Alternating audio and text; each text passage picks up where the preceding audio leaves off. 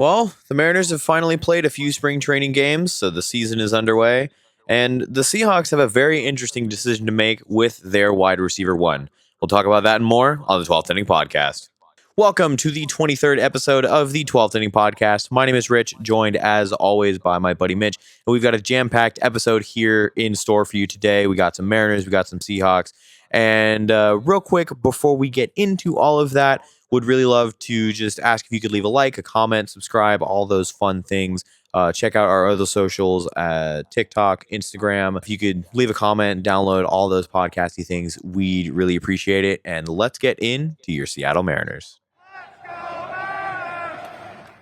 And yeah, on this episode, like I mentioned, we're going to cover the first 4 or so games that the Mariners have played and some of the interesting storylines surrounding them. And as far as the Seahawks, really mostly it's just the quietest part of the season. And we'll talk about whether or not the Seahawks are going to be able to make anything happen with JSN. He had some interesting comments that I think will be fun to talk about, but we'll get into that a little bit later in today's video. First things first is spring training. Mitch, I want to start with you. Have you gotten to see? I know you were looking at the scores and whatnot. Anything interesting that stands out from you when you look at the scores for the last couple spring training games? Unfortunately, just looking at the scores, it's a little scary. But yeah, I do know it's just spring training and everything, but still, like, it's more, especially, well, now yesterday's game, the one that happened on Monday, Tuesday, against the White Sox, losing 12-10. Not great. To the White Sox. It sounds scary. But then, because the day before that, then it was lose to the Dodgers, but only 3-0. So yeah, people were joking. It's literally like, oh, cool, spring training. I think the White Sox, based on these numbers, just by looking at the numbers, do the White Sox just need to call up all of their AA and AAA guys and send all their major leaguers down? Maybe. And I mean, it's interesting because, some of the lineups for these, it starts with a lot of the starters. Like the first game against San Diego on the 20th, which they won 7-4. A lot of that had the starters in the lineup. They've had starters in the lineup for a lot of these games. Especially with those guys who are going to be going over to the WBC, like Cal Raleigh, like Julio Rodriguez, like Michael Arroyo, who I'm going to bring up a little bit later in today's episode. And this Chicago White Sox lineup was honestly kind of a lineup that I would expect on like a normal regular season game. I mean, you had Brendan Donovan batting leadoff. You had Cal Raleigh, then Julio, then Naylor, then Arozarena, which a lot of people have said is going to be your first 5. Then you had did I say Raleigh or Raleigh? No, I said Raleigh. Okay. Naylor and Raleigh, I think, is getting mixed up in my brain because you had Luke Raleigh as your starting DH, Canzone in right field, Arroyo in second base, and Colt Emerson. So really the only difference in that lineup as for who would be your opening day starter is maybe Emerson, maybe Arroyo with that second and third base like we've been paying attention to. But yeah, I mean, it was one of those with spring training. I mean, the lineup barely matters because these guys get 1 or 2 at bats. I mean, Cal Raleigh, he got 4 at bats today, which was kind of awesome. Only got 2 hits, hit a run, so did solid, did fine. But yeah, it's been really interesting. Of course, he got a home run today. Yeah, it was the first Cal Raleigh home run of the season of spring training. Brendan Donovan looked really good in his 2 at bats. He went 2 for 2, which is exactly what we're kind of expecting from him. I didn't even realize Miles Mastroboni, he got 4 at bats, which was awesome to see. But yeah, I mean, to kind of sum up, I frankly, because again, it's spring training, I don't really want to go through every single game and every single lineup and things like that. But a couple people who have really kind of shown like, hey, like I'm here to play. Laz Montez has looked really, really good in this spring training. He's hit the memorable thing to me is in that San Diego game, he's facing Mason Miller, who's already pumping triple digits like it's fucking July, and Laz, he worked the count and actually got I think he hit a single off of Mason Miller throwing upper 90s to 100 miles an hour. And so, that's one of the best pitchers in baseball. And so to see Laz, who I think is still only in AA, handle his own in an at bat like that was really, really good to see. Colt Emerson and Cole Young have looked very comfortable defensively. They've had some solid at bats, getting lots of walks. But the one who's really surprised me coming out of the camp, and he's really kind of stolen the show for me so far this spring training, is Michael Arroyo. Now, if you listened or watched our last episode, you might remember we talked about how one of the I can't remember who it was who was on the Seattle sports broadcast radio show, but they were talking about what positions they were watching, and of course you're always looking at Cole Young, Colt Emerson, Ryan Bliss, and Leo Rivas. They're also kind of playing for that second base spot, and he mentioned Arroyo, and I was kind of caught off guard by this, as I think you were too, Mitch. And he's kind of shown up and shown out. I mean, he hit the first home run of spring training. Leo Rivas also got a home run in that game, which was crazy. So it's just been really interesting to see some good stuff out of the guys. Randy Arozarena, he's actually gotten some hits, which is good to see after his abysmal postseason. Cal Raleigh, of course, already checking in with homers and hits, and it's just been good to see. It's just nice to have baseball back. Like obviously, yes, the scores aren't great. You win game one versus San Diego 7-4. You lose game two versus San Francisco 5-10. Then you win game three versus Cincinnati 14-8. It's spring training scores. Because then you go into the Dodgers. Obviously, mind you, all of these aren't being played at home and stuff. They're all still down in like Arizona and Florida, I think. But you go face the Dodgers, you lose 0-3. Like, damn, guys, it's spring training. We don't need to like. It's not that serious. And then, yeah, obviously losing to the White Sox today or yesterday, 10-12. It's easy to be spooked, but it's spring training. It's fine. You got to kind of look at like what the actual production is, and it's honestly looking solid. I think really when we get to about that last week of spring training, so about that March 15th, 17th, 18th games onwards is when you're really going to start to maybe get a little bit of a feel for what these guys are going to look like going into the season, because around that time is usually when they're starting to flesh out the final pieces of their roster and things. So it'll be really interesting to see if guys like Laz and Arroyo are getting time in those games. I'm personally really interested to see Cade Anderson and Ryan Sloan hopefully make their debuts here soon. That's going to be really, really exciting to see how those guys throw, because Brendan Donovan, who did an interview with Seattle Sports Monday, I should say, he was talking about how much of a freak Ryan Sloan was, and how he was like, "There's no way this dude's like he's 20. Are you serious?" It was really cool to hear him talk about just like how amazing Cade Anderson and Ryan Sloan are. Like just that firsthand experience of like these guys, their pitches are nuts. So it's been what, 5 games, and up and down for sure.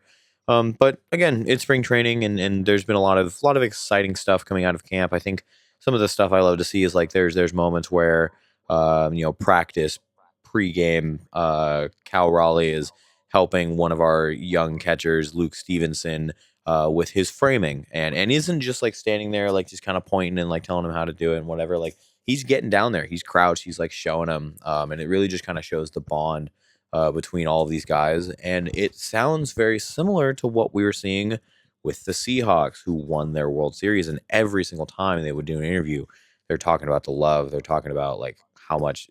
I just said World Series for the Seahawks, didn't I?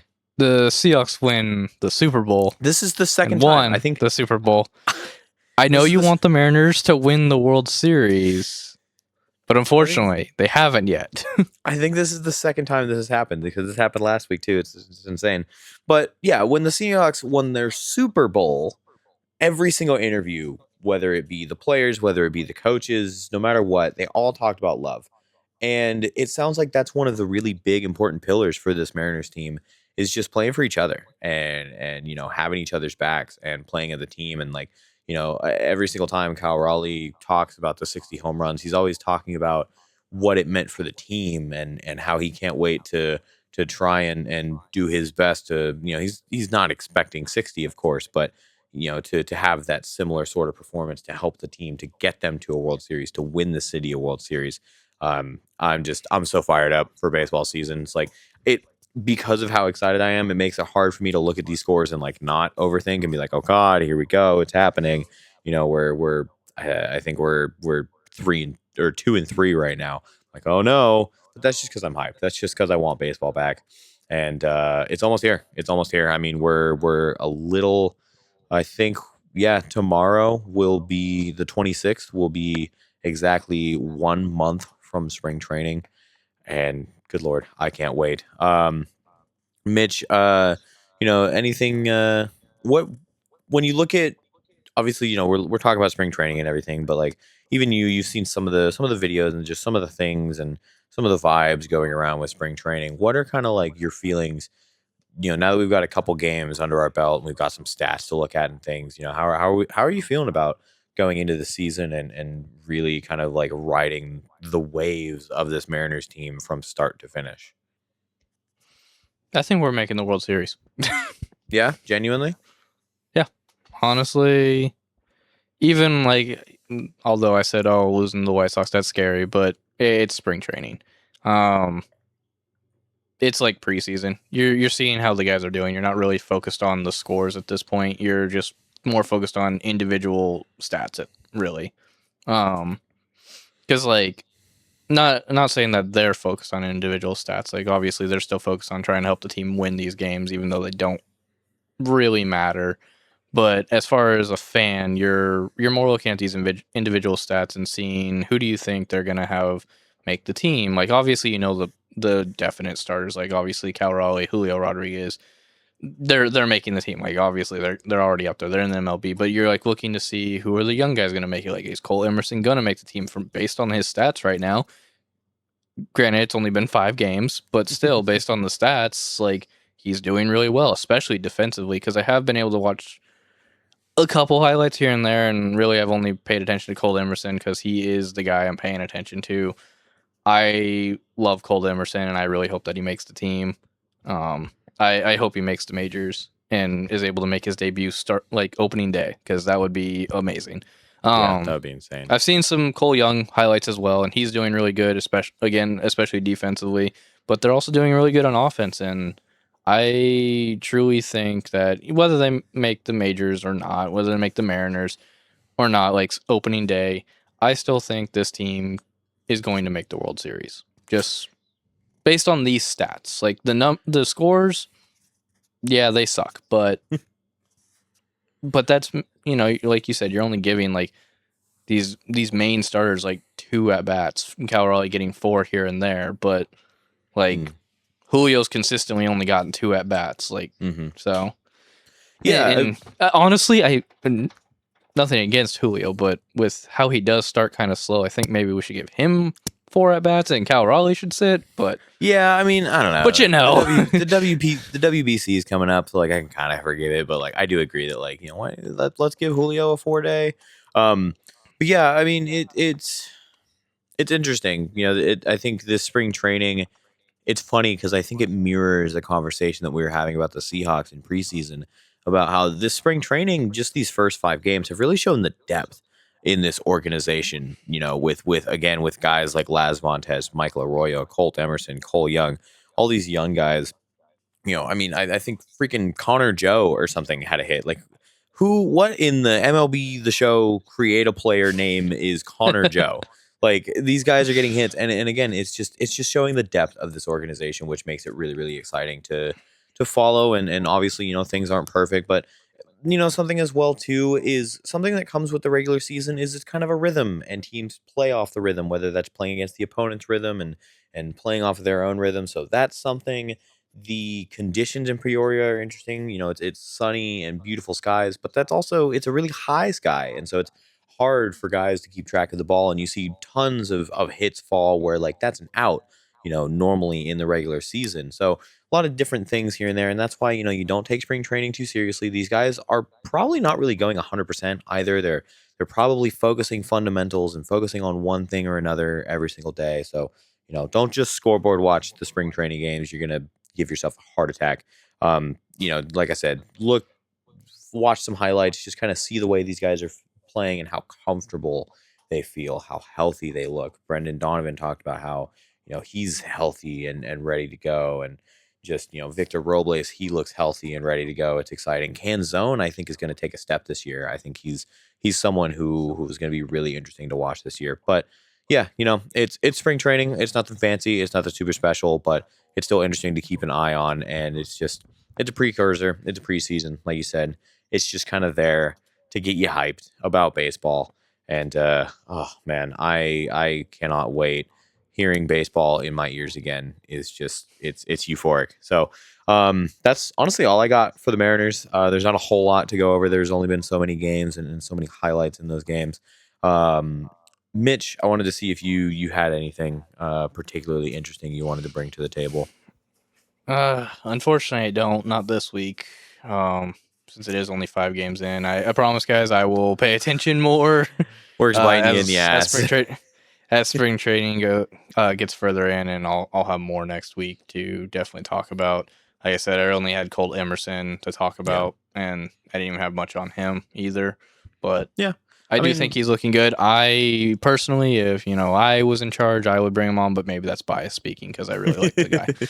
Yeah, it's going to be interesting for sure. So, yeah, like I said, I think that's all I got for the Mariners. Sounds like that's all you got. So let's move on to your Seattle Seahawks, who have a decision to make.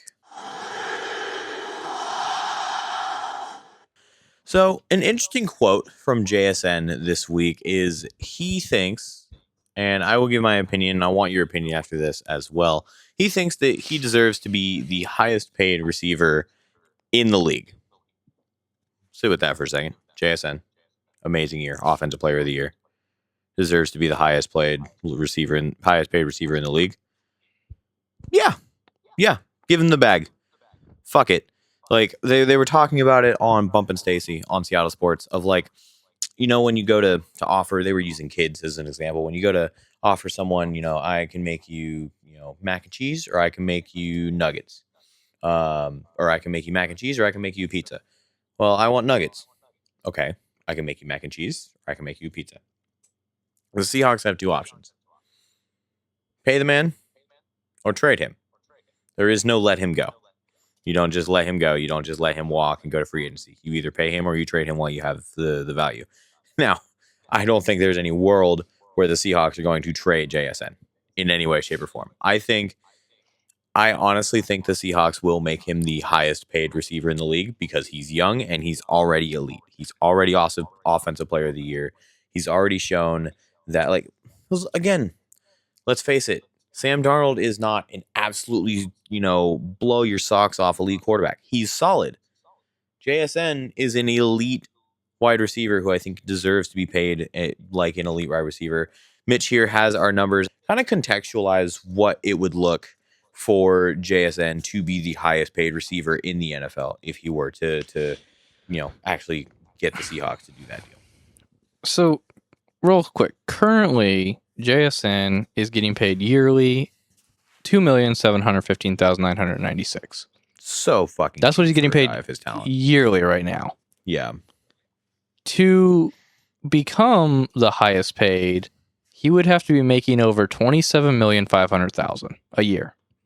Sure, give it to him. That's not Jamar Chase, by the way. Who's the highest paid? Jamar Chase is the highest as far as the total amount he will end up getting based on his yearly contract and his guaranteed money. Amon-Ra St. Brown is the highest paid yearly at $27,500,000. Would you take Jackson Smith-Njigba over Amon-Ra St. Brown? I would. Now, take him over Jamar. Is that because he plays for the Lions and their quarterback situation isn't the best? But I mean, Jared Goff is I'd say Jared Goff is a similar talent to Sam Darnold. But I would say yes, or I do say yes about that. I don't think JSN deserves to get paid much more than St. Brown, but yeah. Say what? St. Brown is 27.5. Say JSN gets 28 or 28.5. I was thinking 28.5, like an even million more. I mean, even 30 mil, I could live with. That's not so significantly higher. And still, I mean, the Seahawks have $60 million in cap space for this year alone. So, you kind of shift it around, give some guarantees and things like that, and it can kind of work itself out. Yeah, like I think they could do it and still retain a decent number of the guys who still want to stay on this team. Because your big 3, I think for free. Well, these first 2 aren't free agents yet, but they are in their contract deals, and you're gonna want to pay them before they play any better. JSN, like we've been talking about, and Devin Witherspoon also is. They were drafted the same year, so he is also now eligible for his contract. And I also think that he deserves to be, towards the top of cornerback numbers. I know that you have those pulled up, but again, you also have to consider that Kenneth Walker is a free agent too. You're gonna want to bring him back, and other names like we've talked about, Boye Mafe, Tariq Woolen, Kobe Bryant. Like, there's a lot of guys that you're gonna want to re-sign. A lot of holes that you can fill with drafting, and obviously John Schneider and the Seahawks have shown that they are elite when it comes to drafting, but how sustainable is that? How many times are you going to get it right? Eventually, you got to get it wrong sometime, no? So, it's kind of, you want to make sure that you lock it down while you have the cap space. Again, you have $60 million, and I think that they can go do it. But I want to see specifically the cornerback numbers for contracts. I think Devin Witherspoon deserves to be paid like a top five cornerback, and what does that kind of look like when you look at the league right now? So yearly salary for the top is Derek Stingley Jr. for the Houston Texans at $21,595,000. Okay. Yeah. To put that in perspective, as far as where Witherspoon is at, he gets paid $1,145,000 a year right now. Yeah. What's number 5 on the cornerback list? How much does he make? Number 5 would be Marshawn Lattimore of the Washington Cardinals. Washington Commanders. At $16,500,000. Yeah. So if number 10 would be AJ Terrell of Atlanta Falcons at $15 million. And I think he deserves to be 5. So what, 16 million to how much was Stingley making? 21. Stingley 21,595. Yeah, so 16.5 or 21.5. Yeah, I think you can absolutely sign Spoon to a contract within that range for sure. Maybe give him 18, 19 mil. I think that you can get that done. You can get JSN done, and then you just got to figure out K9. That does eat up pretty much all your free agent space, unfortunately. So maybe restructuring some guys or seeing what you can do there. But I think those three need to be your top priority for this offseason. Mind you, for anyone who is saying that JSN doesn't deserve to be up there at number 1, higher than number 1, higher than St. Brown at 27.5 right now, he definitely, if you don't think that, that's fine. Fair enough. But he definitely deserves to be at least number 2, considering the 2 people are tied at number 2 at 25 million even. Are CeeDee Lamb of the Dallas Cowboys, okay, and DK Metcalf, the guy who left the Seahawks of Pittsburgh Steelers. Yeah, all right. I mean, CeeDee Lamb, sure, he's good, he's excellent, he deserves to get his bank, especially considering he's stuck on the fucking Dallas Cowboys where he's never going to get a fucking ring. That offense DeMarcus Lawrence proved. DeMarcus Lawrence, right? DeMarcus Lawrence. DeMarcus Lawrence.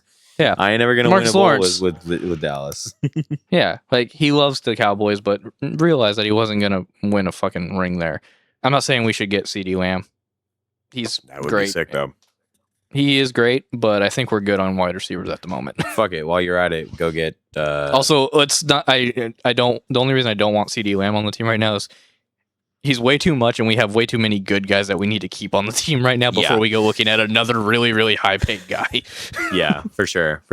Let him make his money on the Cowboys where he won't win a ring. Just let him be there. I feel bad for the guy because I do like CeeDee Lamb. I think he's great. As far as I know, he's not a terrible, horrible person. I don't think so. But JSN, that's when I just wanted to put that out there. Is anyone who doesn't think JSN should be number 1? That's fair, fine. If you think St. Brown is better, okay. I don't know who you were watching this year, but that's fine. He's definitely better than Metcalf. Yeah, I would agree. I think St. Brown 100% better. The only argument you can really make with St. Brown is that, like, well, he's shown that he's good for longer. Yeah, that plays a part in it too. JSN had a solid rookie season and has now had a solid first 2 seasons and has had a breakout, third season. I think this is his 3rd season. So yeah, I can understand the argument of like, well, Amon-Ra is more proven. Sure, I can get behind that. But I don't know. I think JSN has said all he needs. Nobody expected him to be good in this role that he was put in, And I think he has said all he needs for sure. But yeah, I mean, the Seahawks have a lot of decisions. I mean, do they want to look for outside help with free agents? I don't really think so. I think a lot of the free agents you see get signed are just going to be guys that are retained. Because again, I think they have a reported about $60 million in cap available. And it's going to be interesting to see how they swing that for sure. It's going to be interesting to see what they do with the draft. Yeah, I mean, I only really had one other thing I wanted to bring up as far as the Seahawks goes. Mitch, do you have anything for us before I get on to my final point? Just some contracts real quick as far Sure. as like who we still have. I'm not gonna go over every single contract that the Seahawks have right now, but more just like when some bigger names are going to be or have their contracts end. So Zach Charbonnet, he is signed till 2027. Eric Salbert also 2027. And mind Okay. you, for just real quick, for those who don't know contracts too well, because like I always get confused when he's saying like we have him till 2027, like through 2027. So till 2027, once the 2027, basically that's 1 year. 2027 is 1 year left. 2028 is 2 years. 2029 is 3 years. And I think that's kind of the max you'll find. I don't think there's a lot of 4 years, but 2030, 4 years, so on and so forth. Because this upcoming season will be the 2026 season.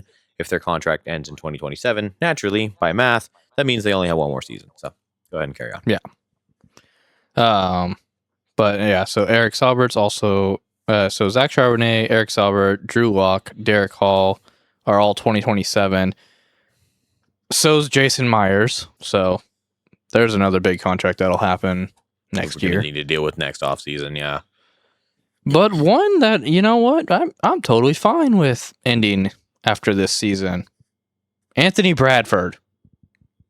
We only have one more year with him.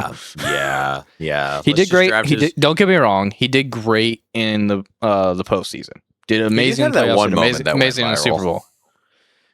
Bowl. He still at least went amazing. Like he did Yeah. Comparatively for him. He did what he needed. Comparing Anthony Bradford postseason to Anthony Bradford regular season. Immediate jump, like amazing jump was perfect. I'd be okay if he's gone. Nuoso's also contract ends in 2027. Leonard Williams. So those are all those names that are ending in 2027. All the bigger names that are ending in 2027. Barner's till 2028. Tyrese Knight 2028. Obviously JSN is 2028, so we have him for this year and next year. Obviously we talked about Witherspoon as well. But we also have Ernest Jones and DeMarcus Lawrence, who's ending 2028. Julian Love, Cooper Kupp, Sam Darnold. Out of those, Sam Darnold isn't one I'm as worried about. Nothing against Sam Darnold. He did amazing this year. But I don't think we should extend him for another 4 years. I don't but know. I think Honestly, a 2-year deal. I think a 2-year deal. Yeah, 2 or 3. Because now it all depends on how he does this year and next year, of course. If he does amazing again this year and next year, fuck it, extend him another 4 years. Play him into the ground, like we did with the Patriots did with Tom Brady.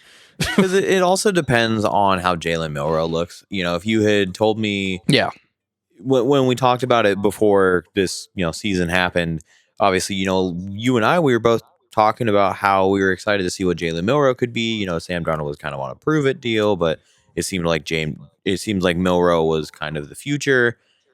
Honestly, I'm kind of at the point where I'm like, I think Jalen Milroe is talented enough that I'd almost rather trade him, get something good for him, so he can go into a team where he's going to step in as a starter.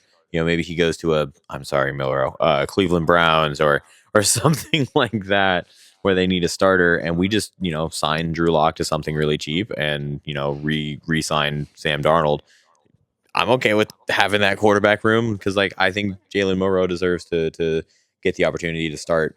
I don't want him to be I don't want his growth to be stunted by being behind Sam Darnold for the first 5 years of his career. We've seen how that's gone for Jordan Love.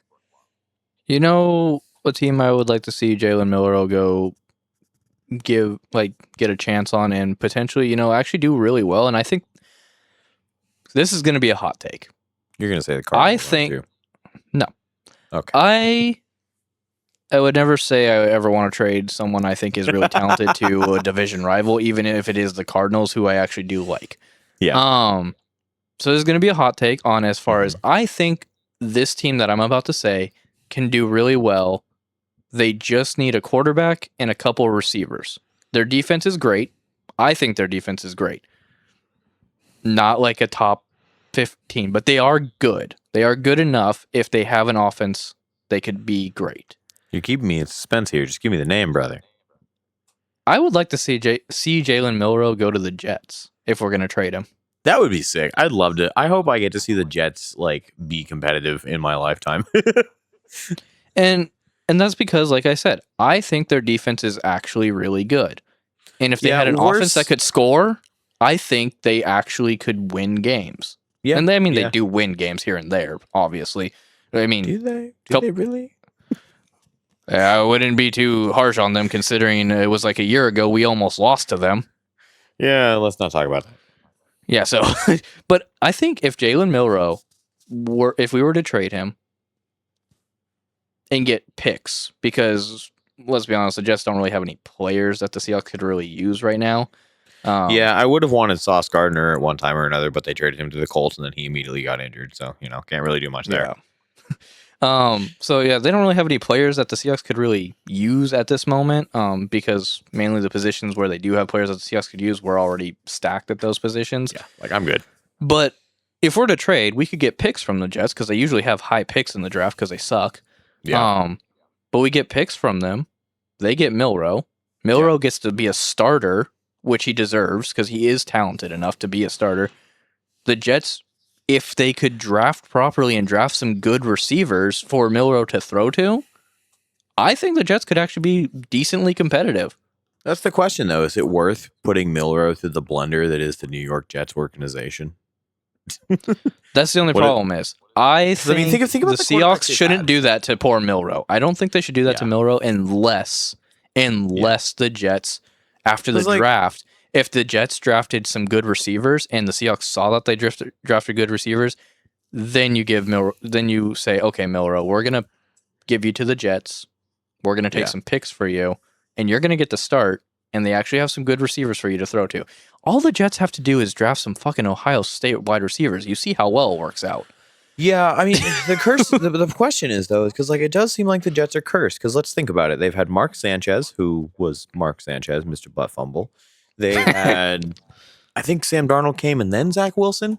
But Sam Darnold, Zach Wilson, obviously neither of those panned out, especially on the Jets, especially Zach Wilson, because at least Sam Darnold was able to revitalize his career. Zach Wilson didn't get to do that. Justin Fields, who has a ton of talent, but just can't seem to play anywhere. He goes to the Jets and fails. Before that, you have Aaron Rodgers, who they're so cursed that he just fucking pops his Achilles. Maybe the Jets need to be sold. Maybe they need to get sold. Maybe it's time. I think it's time.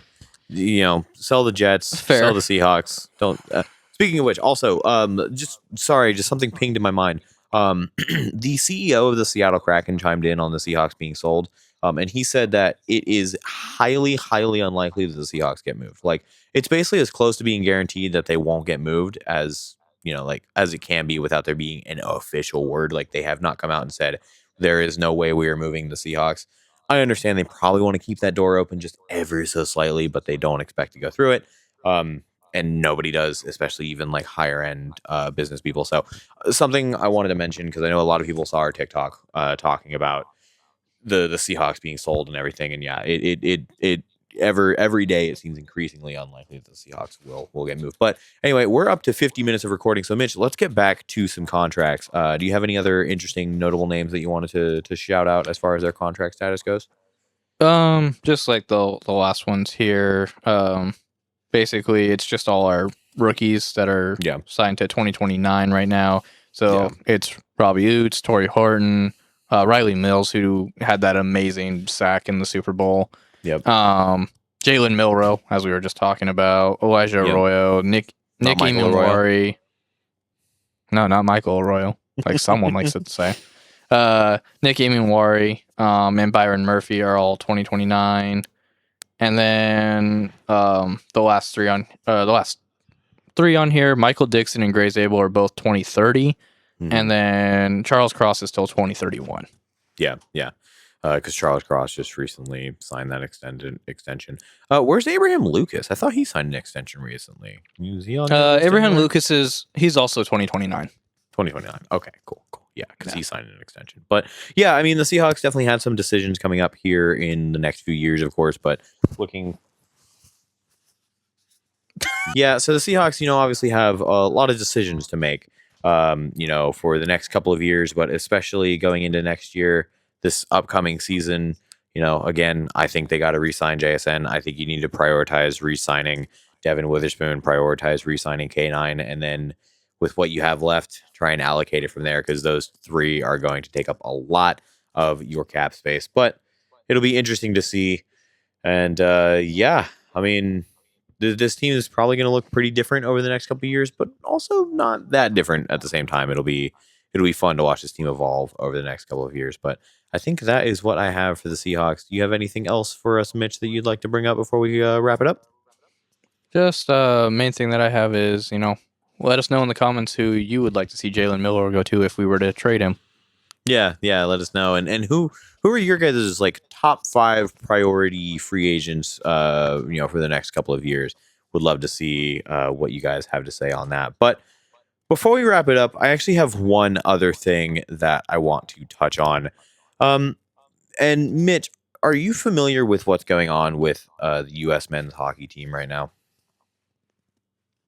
So winning the gold or something? The fact that they won the gold. Yeah, that's part of it. Let me fill you in. Okay. I'm pretty sure I have an idea because some coworkers were talking about this like when I walked in today, and I didn't know the full story though. So to give you a little bit of context, the USA women's hockey Olympic team, they won their gold a couple days ago, a little bit earlier in the Winter Olympics over in Italy. I want to highlight specifically Hillary Knight, who actually she is known as Captain America in the women's hockey world. She's actually been the captain for the 2023 team or 2022-2023 team and this most recent 2026 team, who have both won the golds. And also, I want to highlight Lila Edwards, who was the first Black woman hockey player to, win gold on the USA women's hockey team.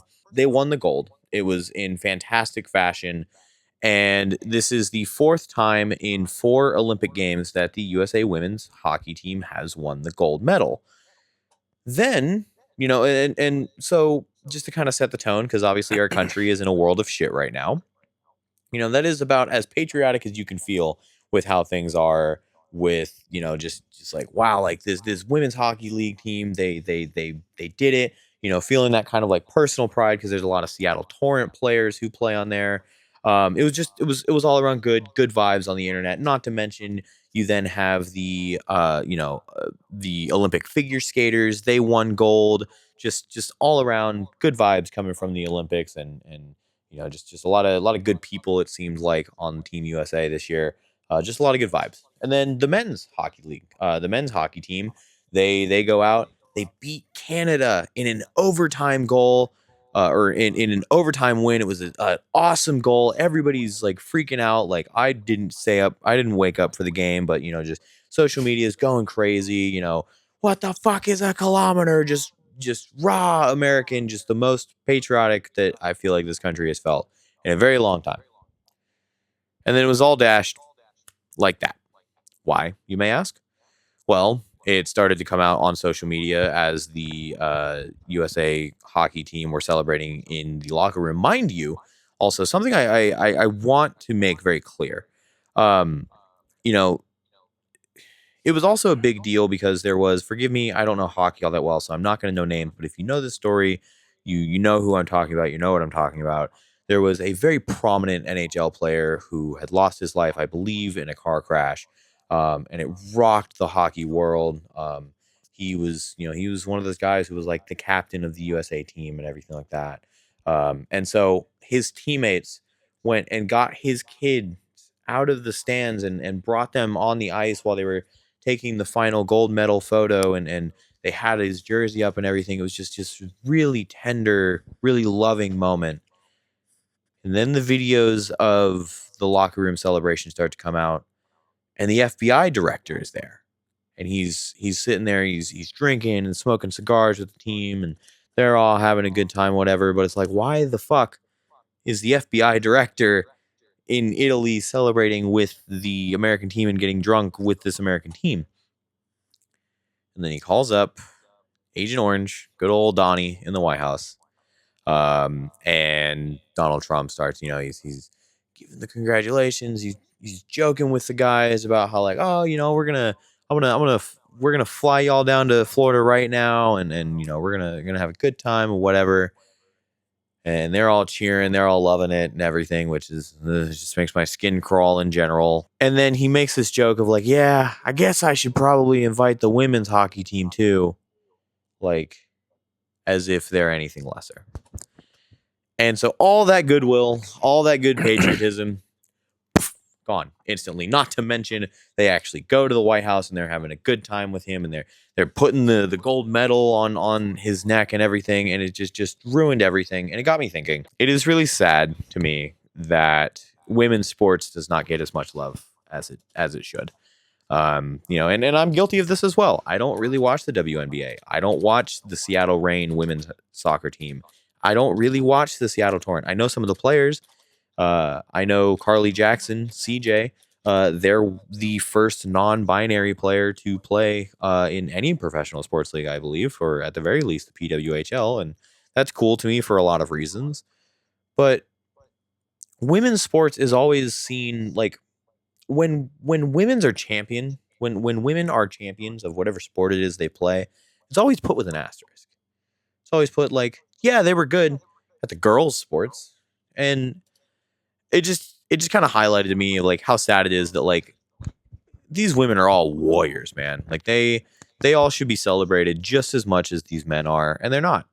They're not. And they chose not to go to the White House, and I commend them. I don't think anybody should be going to the White House and celebrating under times like this. We don't really talk about current world events a whole lot on this show, but it was just really important to me to highlight that story and just kind of remind everybody it has long been time, but I'm going to say it anyway. It's time to start watching women's sports. It's time to start pouring just as much love and passion into women's sports as we do into men's sports.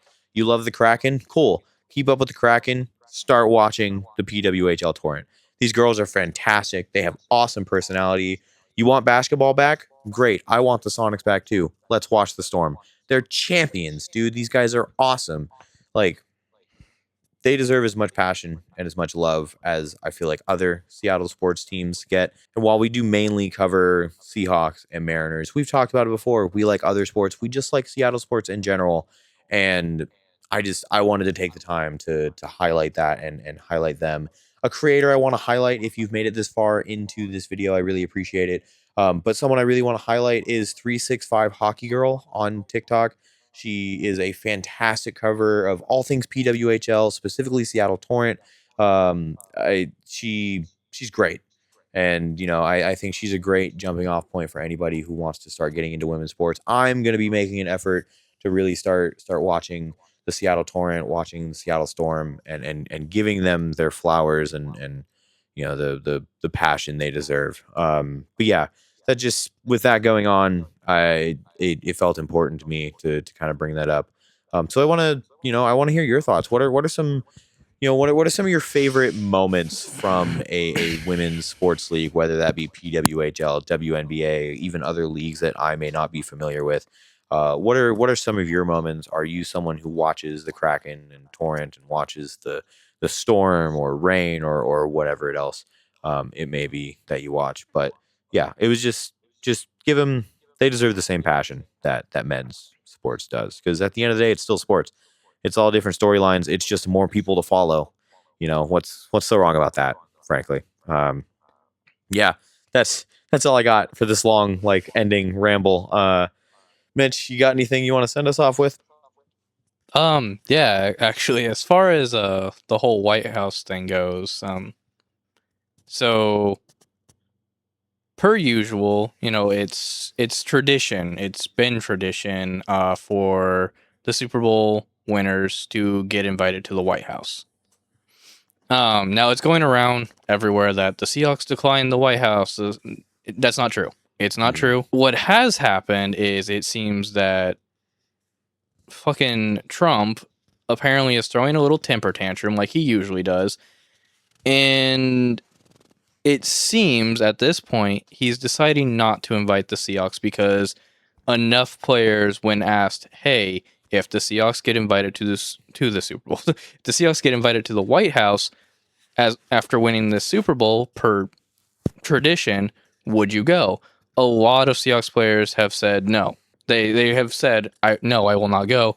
And now it seems that Donald Trump is going, well, fine. If they don't want to show up, then I'm not going to invite them anyway. So see, they can't decline because I'm not inviting them. He's throwing a temper tantrum because they refused. It's the same thing that happened when Eagles players did it when they won the Super Bowl, and enough Eagles players said, no, I'm not going. And he took back the invitation. Like, he actually had already invited them. They all said, a lot of them said, no, I'm not going to go. And so then he took back the invitation, which was a bigger temper tantrum in that case. Yeah. Whereas this one, he's just be like, fine, you don't want to come? Then I'm not going to even invite you. I just wanted to set the record straight, though, mainly on it going around saying that the Seahawks declined the White House invitation. Yeah. It's not true.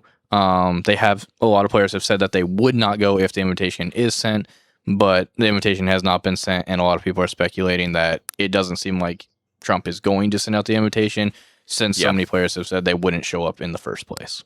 Yeah, for sure.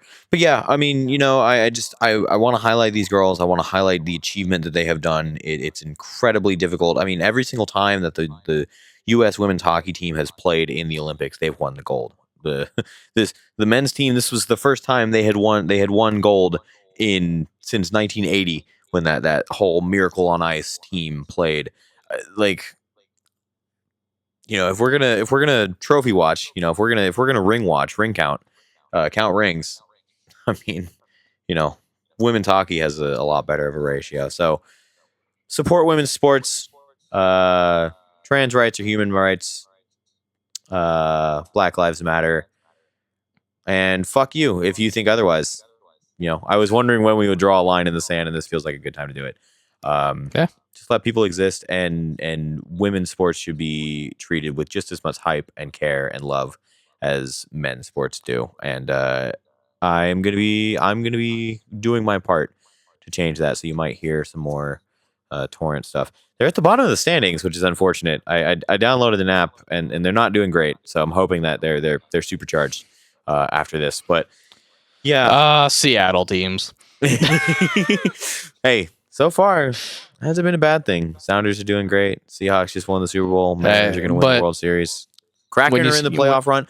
I also, sorry, real quick, I'm going to interrupt you. Something that's important.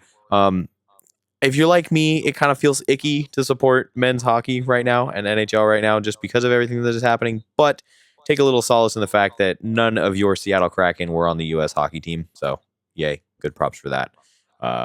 So, just something I was thinking about. Anyway, sorry. Please go ahead and say what you're going to say. It's just more every time you get into like a new Seattle team, they always start at the bottom and then they work their way to the top. Yeah. Like when I first was getting into watching the Mariners, they were not the team they were last year. Yeah. It's been an interesting week. And now look at it. Yeah, it's been an interesting week in sports for sure. NASCAR race was great. The Olympics were cool. You know, Mariners are back in action, and the Seahawks have financial issues. Oh, I've never felt more related. But yeah, I think that is going to do it for us here at the 12th Inning Podcast. As always, greatly appreciate you watching this 23rd episode of the podcast. With everything we talked about, leave in the comments below what you think. What do you think the Seahawks should do with their current and upcoming money situations? How are you feeling about the Mariners and how they've looked in spring training so far? Who do you think is going to win that starting second base and third base role? And, you know, again, like I said, who are you rooting for with the PWHL? Who are you going to start paying attention to? Let us know in the comments below. As always, we love chatting with you. But yeah, that is going to do it from me. Fuck ice. And fuck ice. A fucking man. I should have said that earlier. That is going to do it for us here at the 12th Inning Podcast. As always, my name is Rich. This has been my buddy, Mitch. And yeah, like we always say on the 12th Inning Podcast, Trident's up. Go Mariners. 12 is 1. Go Hawks.